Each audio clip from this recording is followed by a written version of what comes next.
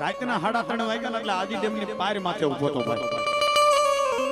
આદિ ડેમ માથે ગ્રીલ મારેલી, એ ગ્રીલ ની માથે ચડી અને હરિયો જાલી અને પીર પેગંબર ને યાદ કરી લીધા, અલ્લાહ ને યાદ કરી લીધા. છેલ્લી ઘડીની મહેલમાં પણ એક વાત ભૂલી ગયો તો કે ફૂટપારી માથે મેલડી ને ઘા નાખીને આવ્યો ભાઈઓ. હુઆ બાપા માતાજી આગળ હાથા દલથી બેહી જાવ ને એટલે માતાજીને હોંકારા કરવા પડે, હોંકાર નો કરે ભાઈ. પણ જો આપણું ધજાની મૂછડી કોણે મન ફરતું હોય તો આપણું માતાજી કામ ન કરે ભાઈ. ઇકબાલ એ ડેમ માં જ્યાં થૂમકો મારવાની તૈયારી કરે ત્યાં તો વાહેથી કાંખલો જાજો ભાઈ, રાતે 3:30. હકીકતની મહેલમાં આ 1.5 વર્ષ જેવો બની ગયો ને વાહેથી કાંખલો જાજો અને આમ હેઠો પસાડ્યો એટલે મુસલમાનનો દીકરો રોવા માંડ્યો કે તમે જે કાંઈ હોય તે મને મરવા દો, કારણ કે જો અત્યારે નહીં મરું તો હમણાં 2 કલાક પછી મારા માંગણા વાળા જે મને મારી નાખશે બાપ. પણ જેને કાંખલો જાલ્યો તો ને એને ઇકબાલ ને કીધું, ઇકબાલ એકવાર હામું તો જો બાપ. આમ જે આધર નજર કરીને ત્યાં તો 80 વર્ષની ડોહરડી, હાથમાં લાકડીનો ટેકો અને માથે થોરા વાળો ભાઈ કે માડી તમે કોણ? કે ઇકબાલ પાનેવડી ચોક માં ફૂટપારી માં કોઈ મેલડી બેઠી છે એને ધા નાખીને આવ્યો છો? કે હા. તો સાંભળ એ ઇકબાલ, હું હિન્દુની મેલડી છું, હું નથી, હું મુસલમાનની મેલડી છું. અને કદાચ જો મારી મેલડી આગળ ધા નાખીને જાય અને એને ખમોજને મરવા દઉં ને તેથી તો મને મેલડી ખોટું લાગે બા, ખોટું લાગે બા, ખોટું લાગે બા.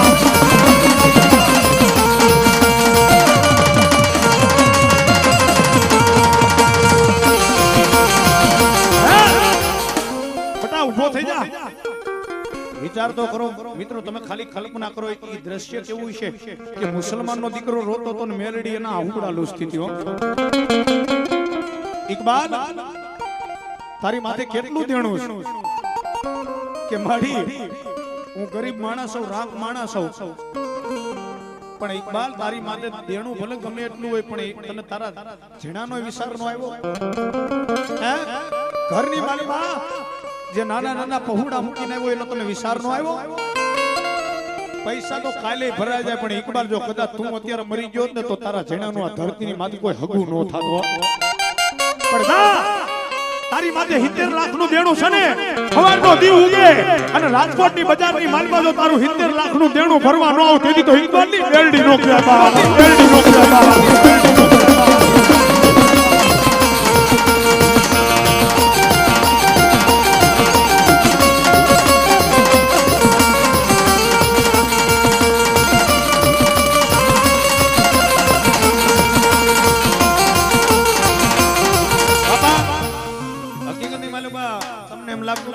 ખોટી છે પણ 13 જણા પૈસા માંગતા હો ઇકબાલ.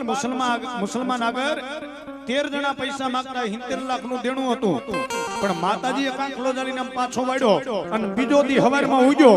ઈ 13 જણા હામા દીડા પણ જય માતાજી કરીને વિયા જાય ભાઈ, કરીને વિયા જાય ભાઈ.